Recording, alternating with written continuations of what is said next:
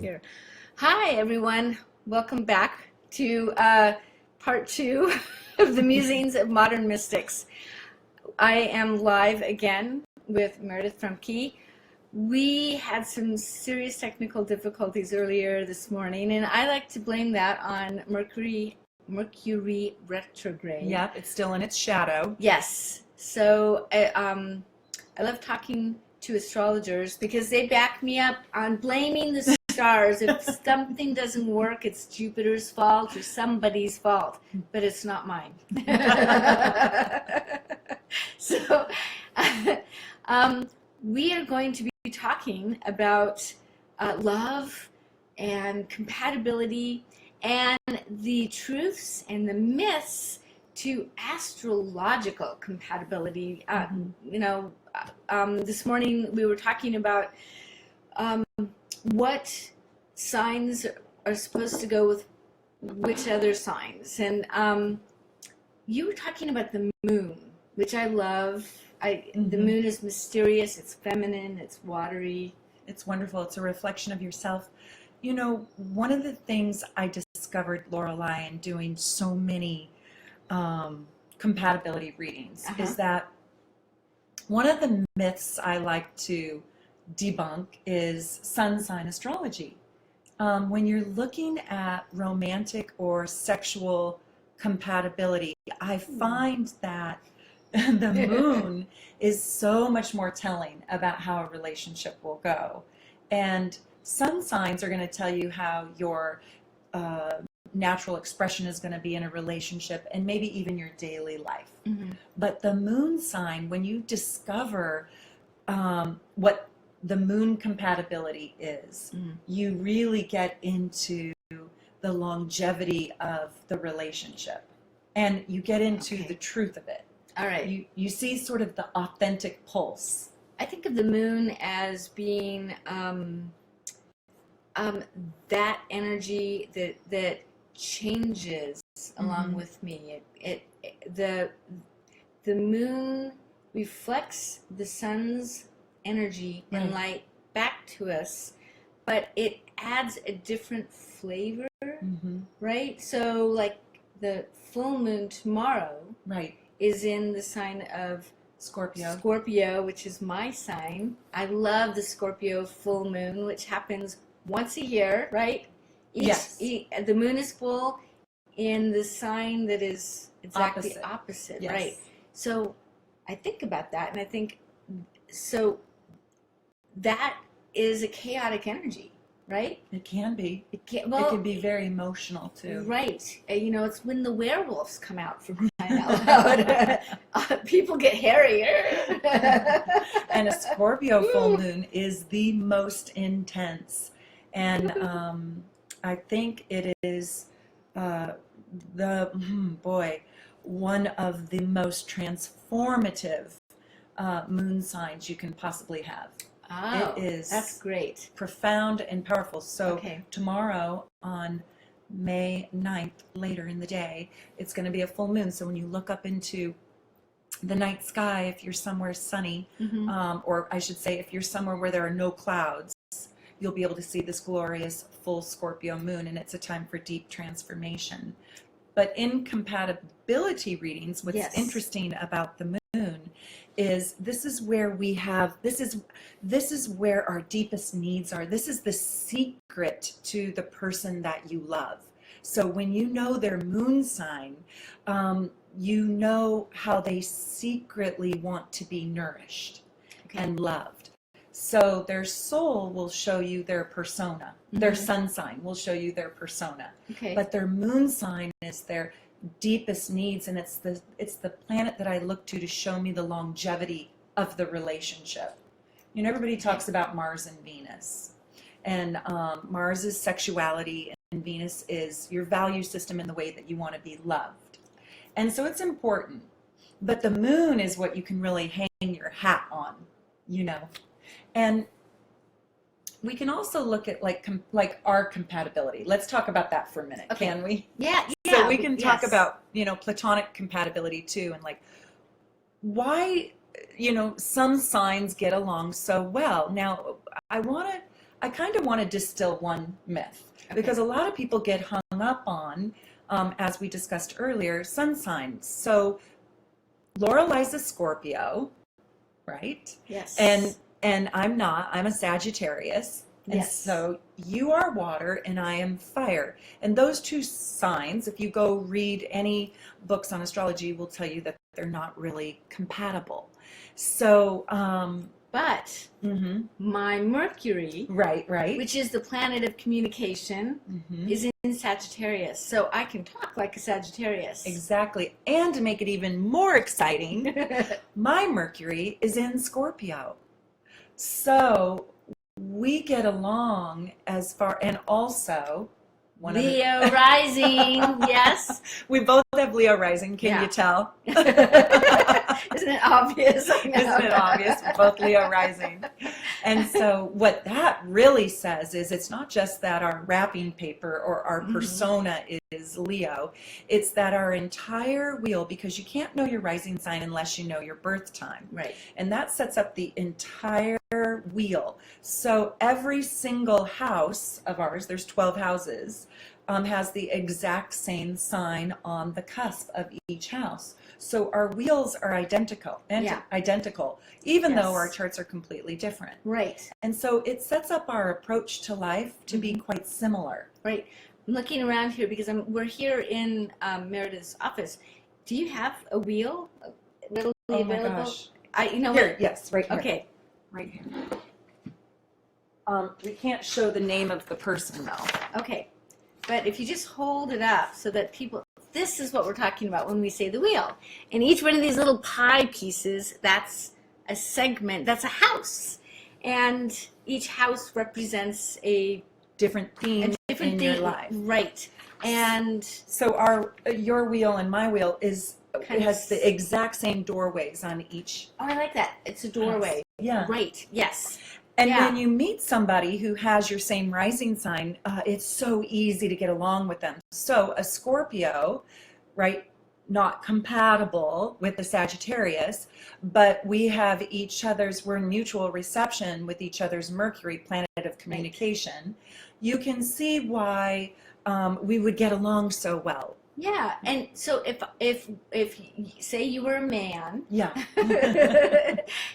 I was looking up Scorpio and Sagittarius, you might get discouraged. Yeah, the books will discourage you. And to be honest, most of the Sagittarius men back when I was dating, they Tell us about they weren't successful.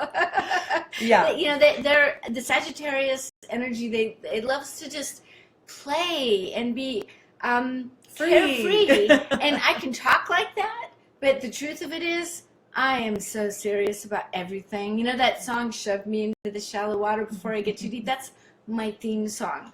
Right. I live in the deep water. Shallow water is just it feels frivolous to you. Yes, it does. It feels frivolous to me. And I can imagine a lot of Sagittarius males would feel eventually frivolous to you, or they couldn't meet you in the depth that Scorpio craves. I was boringly deep, unless she's not boring. She is not boring. Not to you, because your moon is in Scorpio. No, my moon is in Libra. Oh, I'm sorry. My Mercury's in Scorpio. Okay. And where's your moon? It's Pisces. Oh, Pisces moon. Libra moon. And Libra and Pisces, they get along. They get along really well. This is what I say about that combination. Pisces is the it is love exalted. It is truly nirvana. It is divine love.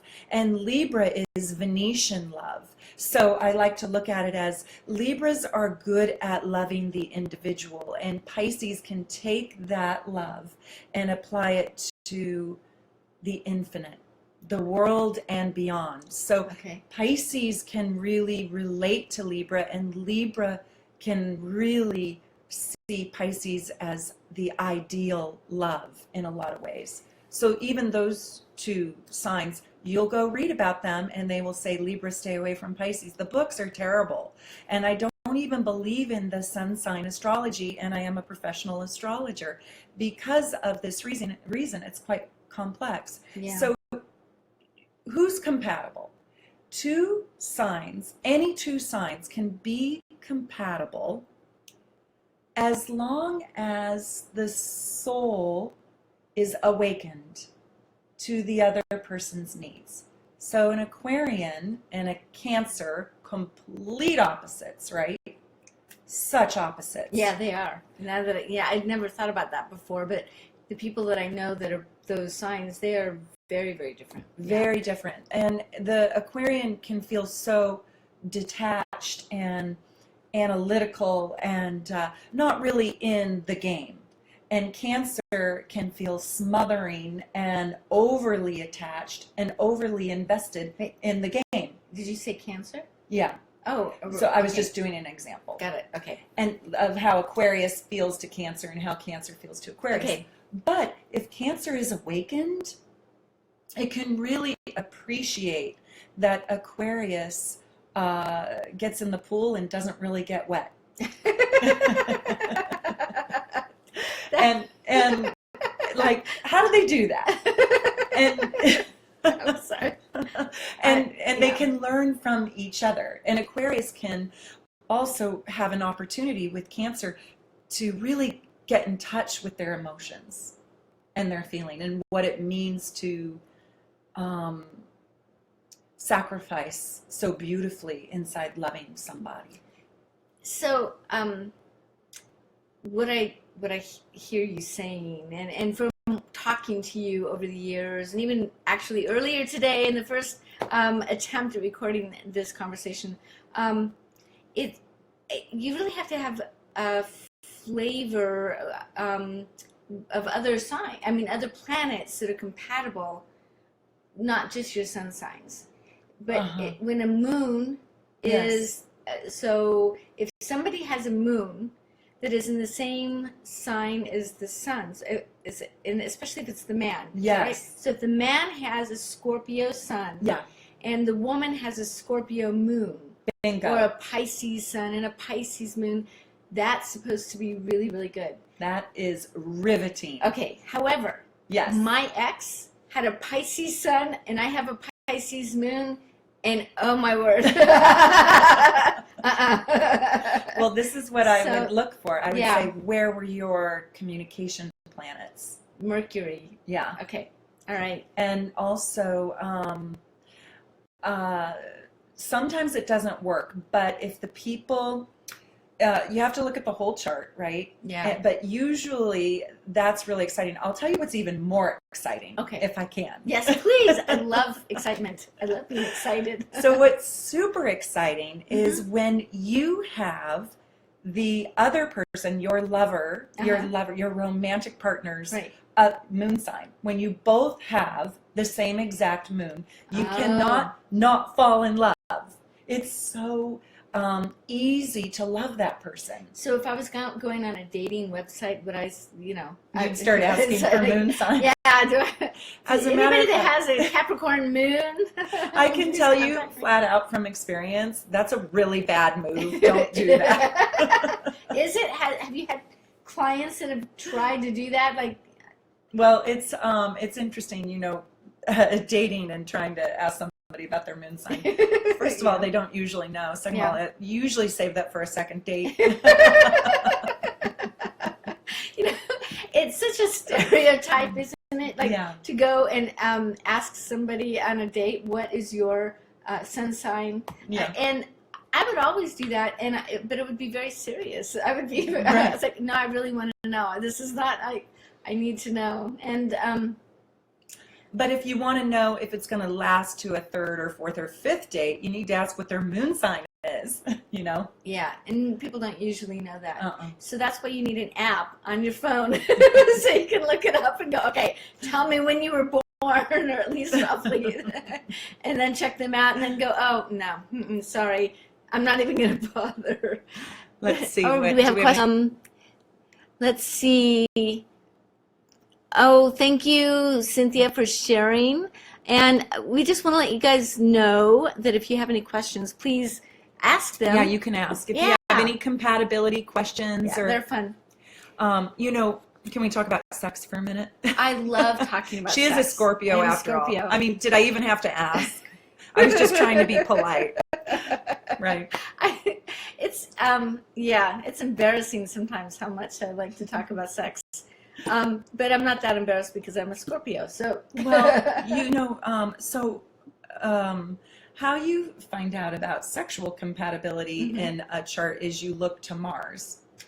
Oh. And so okay. when you study your Mars-Venus aspect, it can be really exciting.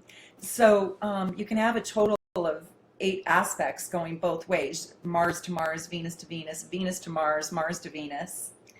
I'm going to pause really fast. An aspect, in case you didn't know. Okay, yeah. Because a lot of people don't. I didn't know when I first started doing. An aspect is one planet's relationship to another planet. They can be sort of squared to each other or in a triangular shape to each other, a trine. And those are relevant in astrology. So whatever aspect that is. So you could just think of negative or you could think of challenging or easy. And so when your Mars-Venus combination is in harmony, it isn't always better. Oh. And since we're talking kind of about the myths, I like to say this. So somebody thinks, oh, it's a Pisces Scorpio, or it's a Leo Sag, or a Sag, so it should be surely hot, right? And the truth is that it depends on if that soul needs a challenge to get stimulated. So if something is so easy, there can be maybe no tension in the rope. Yeah. And so then it's flaccid. Oh my word. Okay. Sorry. Or it could be dry. Or lazy. Forgive me. So, anyway, I understand what you're saying there. So some signs like a challenge. For example, Aries and Mars. Do not give it easily to them. Mars and Aries. Do you have a Mars and Aries? No. No. I didn't want to give it up easily to you, Lorelai. No, my Mars is in Virgo. Oh. So it's not the best place for Mars to be, but I can tell you when I get angry, because Mars is the planet, right, of anger, I get really organized. When I'm cleaning my closets out, my kids go, uh-oh, Mom's upset about something. Here's the thing, though, about Mars in Virgo, if we take it back to sex for a minute. Okay. Mars in Virgo, they're the mechanics. They understand the mechanics of sex. Oh. And you don't have to disclose anything. You can take the fifth. But when you're with a Mars in Virgo person, it does not matter what their sun sign is. It does not matter. They can have any sun sign, and they are most likely going to know where all the nuts and bolts are, how everything operates and functions. And no two people are alike. So every person is a new puzzle to figure out. So I kind of like Mars in Virgo because I think it wants to comprehend, it wants to understand, and it really is hungry to perfect. Practice. I'm a married woman and really happily married, just saying out there. I don't want to get her in trouble. I'm going to get her in so much trouble. These are the sweetest comments. Thank you. I'm so glad you're enjoying it. And then let's talk about Venus. Like if you meet somebody who you have a great Venus relationship with, what it's going to say is that you value the same things. You love the same things, or you love similarly. And so that's nice too. And when love and sex go well together, it makes for something so much more enjoyable. Yeah, yes. Sweet and saucy. Yes, I definitely agree with that. So it's a lot more complex than just the sun signs, as we're, I think, really beginning to understand. So I do have to recommend for anybody that's watching this, if you want to know how compatible you are, you really should get an astrological compatibility Report. Although I do have to say, one of the things my current Paul, my husband, said to me, because one of the first things I did is I looked up our compatibility, and I said, "Oh, it looks like we're really compatible." He's like, "Oh," he rolls his eyes at me. He said, "Every woman I've ever dated tells me that according to our astrological compatibility, we're soulmates." And is that funny? Yeah, I thought that was amusing and funny. So he just kind of disregarded that, and I went, "Oh, all right. Well, we'll just kind of see where this goes." Then without, just throw that away. But well, he is a Cancer, right? yes, and Cancers actually really do get along with everybody.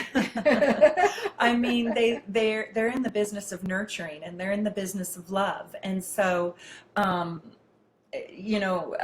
Yeah, you can see how somebody would, yeah, and even, well, my mother, my brother, my daughter are all Cancers, and that's not supposed to be very compatible, with Sagittarius. Oh, yeah. But because they love so well, it makes it so easy to love them. And well, I would have to say, a more exalted Sagittarius, actually, too. Thank you. Well, you are. You're very happy about things, but in a very real, solid way. It's not, some of the Sagittarius people that I've met, they get almost frenetically happy. Like when they're depressed, they'll be like, "No, I just have to go out and have a good time, and then I'll feel better." Instead of, being willing to kind of do the work and go into it. Yeah.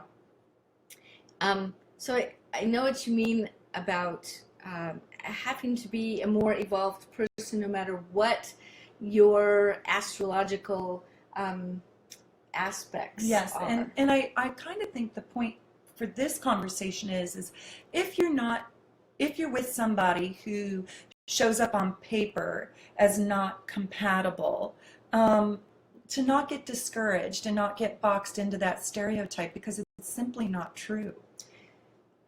I think that is a good point to make, because sometimes it's a past life relationship. Explore and understand and get to know, and you need to do that. Mm-hmm. And there's also I've studied Magi astrology, and Magi astrology is fascinating, and they talk about Cinderella links and golden links, and when you look at the North and South node, that's sort of the destiny in the chart. Mm-hmm. And you also look at Chiron. The Magi astrologers believe that there are 3 different links to soulmates, and if you have one of those 3 links and they link to Chiron, that you have this unbelievable destiny. And so I've been measuring that in charts, and that's not just for sexual relationships. I mean, that's for, why did I meet you? For much larger questions about destiny. Wow. If you've ever had a soulmate come into your life and completely, make havoc of your life, if you will, but yet you're a better person for it, there's probably a destiny link with your nodes and with Chiron. Wow, that is so interesting. So it is a lot more complicated than what you can get in just the books. The other thing about astrology, I think, too, is that when you have a good astrologer, like you are, there's an extremely intuitive aspect to that as well. You can kind of use that as a template to really get into a person's soul path and see their evolutionary progress, because who we have been is who we are going to be, and who we are now, our intentions for right now, also set the path up for who we are going to be. But you can use astrology to go, like for instance, you made a passing comment to me when you were looking at my chart. We were at a party together and pulling up astro.com or whatever it is Cynthia Elliott has on her cell phone is a chart. And you looked at some kind of transit that I'm having this year, and you went, "Oh, that's a fun transit, but you better be careful. You might gain a few pounds next year if you're not careful." Don't you love me? Bring me to your next party. I'll always make you feel good. But you know what? It's so true. I just got on the scale the other day. I'm like, "Meredith, how did you know?" Libra rising? No, Oh, Leo rising. Yeah, we already talked about Leo that. rising. No, my Venus is in Libra. I'm sorry, my Libra. Yeah, my Venus is in Libra. But whatever aspect it was, you saw that and went, oh, and it's just funky little things like that astrology can tune you into. So Right. I'm in the gym. I'm like, I have my little calorie counting thing on my phone. I'm like, okay. Exactly. It was probably a Jupiter transit sitting on her food planet. What is it? We have one question here. Can you read it? Yeah. She's wearing glasses. Oh, Christine.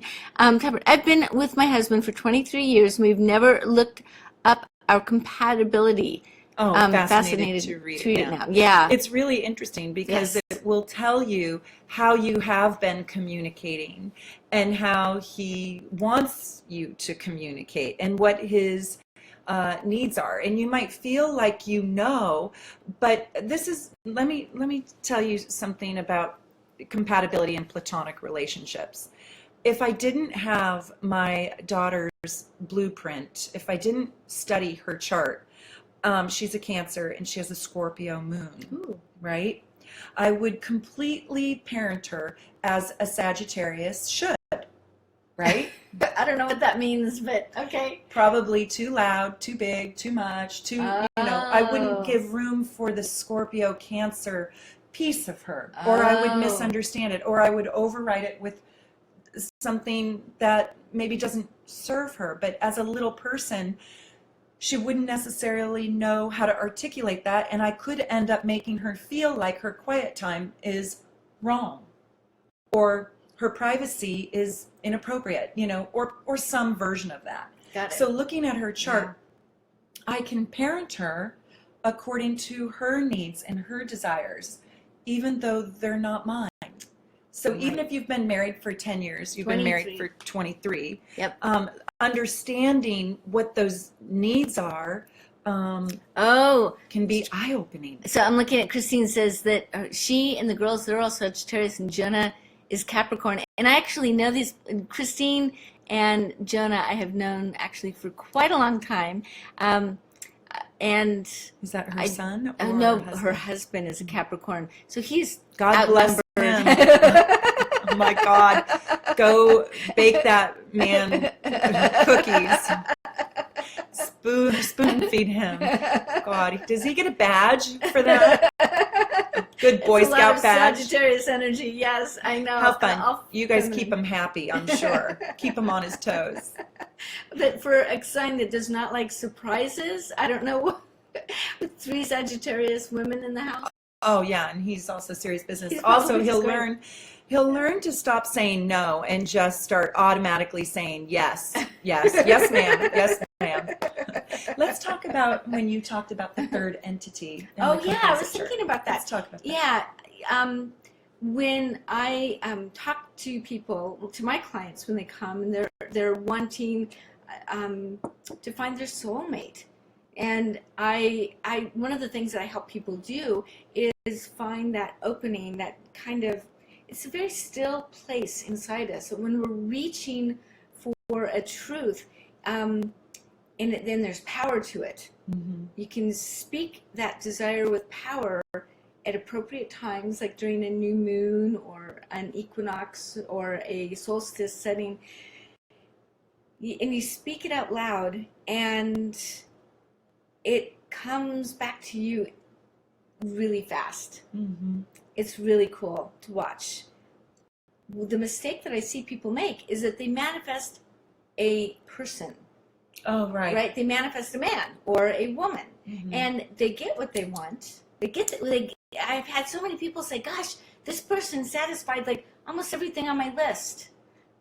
6'3", yeah, tall, dark, and handsome. This is what she's talking about. And not just the physical stuff, but also, he's got kids, or he doesn't want kids, or, he's a certain age range. But it's not working. But so what I did, and what I recommend to people, is that you don't think about the person, but you think about the relationship, because it becomes a third entity. Right. Both people change a little bit when they get together, and they create the energy of of this relationship that is Right. like a third entity. And astrologically, this is something we were talking about earlier, is that, you know, you have both charts, but there's something called a composite chart you were explaining today. Right. So tell us a little bit about that, because that's interesting. So when you manifest a relationship, when you think about, you know, what I really want is somebody that, a relationship where we're happiest together. We're happier together than we are apart. Where our passions are the same. Right. Where we're both really attracted to each other, and there's just this wonderful, passionate, fiery. Well, I'm thinking about the things that I ask for. Some people want really just they want other things. Right. So tell us quickly, or not so quickly, but tell us about compatibility charts and what those are about. What we do is we take my chart and your chart, let's just say, and as Lorelei was saying, out of that relationship is birthed a third chart, and it takes the midpoints basically of where your sun is and where my sun is, and it takes the exact middle point and it creates a new sun sign. So to not get too bogged down in the technical details of it, one thing that I do want to say is, if in my chart I have conflict and my sun and my moon and my Venus, they don't jive well, let's say they are in challenged aspect to one another, and then I meet you, and your chart brings my challenged aspects a harmony. In our composite chart, well, there's two things. That's sort of a synastry, where maybe I can't access the joy in my life, or the beauty, or the harmony, or even maybe the curiosity, or the my intellectual ability without you. Maybe your energy lends that or loans that doorway or access for me and becomes sort of a third table leg, Right. and helps me figure out these other parts to me. Have you ever met anybody where the mere presence of them made you want to be a better person? That's what's going on in synastry.